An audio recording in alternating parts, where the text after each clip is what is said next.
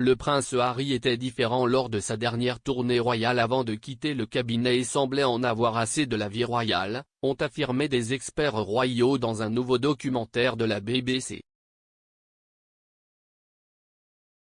Le deuxième épisode de Les Princes et la Presse a été diffusé sur BBC 2 hier soir.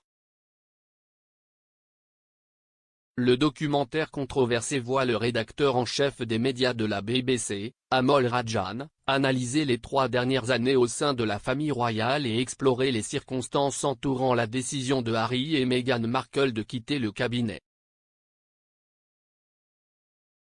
Le programme couvre des sujets tels que la naissance du fils des Sussex, Archie Harrison, et les tournées royales des couples royaux respectifs, le prince William et Kate, la duchesse de Cambridge et Harry et Meghan. Selon les membres des médias qui ont suivi les Sussex lors de leur dernière tournée royale, Harry semblait en avoir assez de la vie royale. Le duc et la duchesse de Sussex ont emmené leur bébé de 4 mois en Afrique du Sud en septembre 2019 lors de son premier voyage à l'étranger, tandis que Harry s'est ensuite rendu en solo en Angola, au Malawi et au Botswana. Pendant le voyage, le couple a filmé un documentaire avec Tom Bradby d'ITV dans lequel ils ont parlé de leur lutte en tant que membres de la famille royale. S'exprimant sur The Prince and the Press, la correspondante royale de Sky News, Rhiannon Mill, a déclaré que le prince Harry avait agi différemment lors de sa dernière tournée en tant que royal senior. Madame Mills a déclaré, « Je n'avais certainement aucune idée de ce que le prince Harry disait exactement à Tom Bradby, mais comment il était généralement lors de ce voyage, il n'était pas comme le prince Harry que nous avions connu auparavant. Il ne s'est pas vraiment engagé, il n'est pas venu nous parler comme il l'aurait fait. » Dans Harry et Meghan, en African Journey d'ITV, la duchesse a admis qu'elle avait eu du mal à faire face à sa grossesse et au premier stade de sa maternité sous la pression de l'intérêt des médias pour sa vie.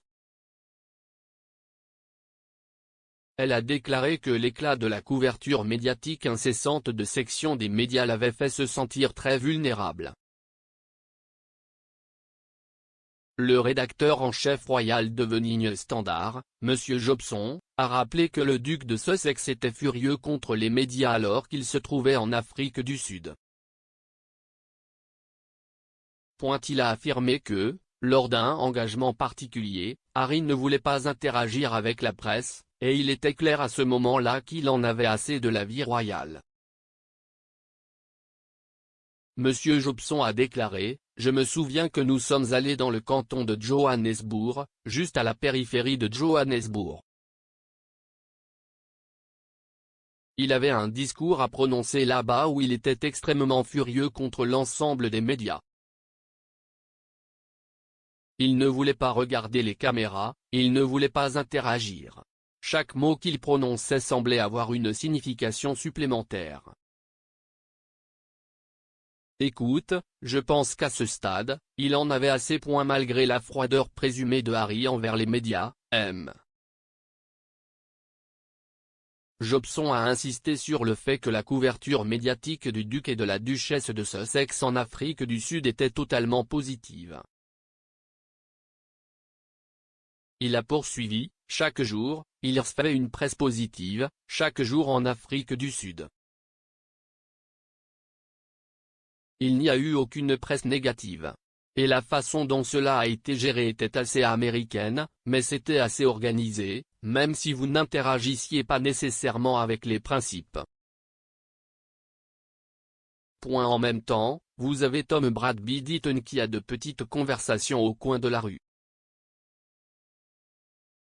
Quelques mois seulement après le retour des Sussex de leur tournée royale en Afrique du Sud, ils ont tristement quitté le cabinet et ont ensuite déménagé en Californie.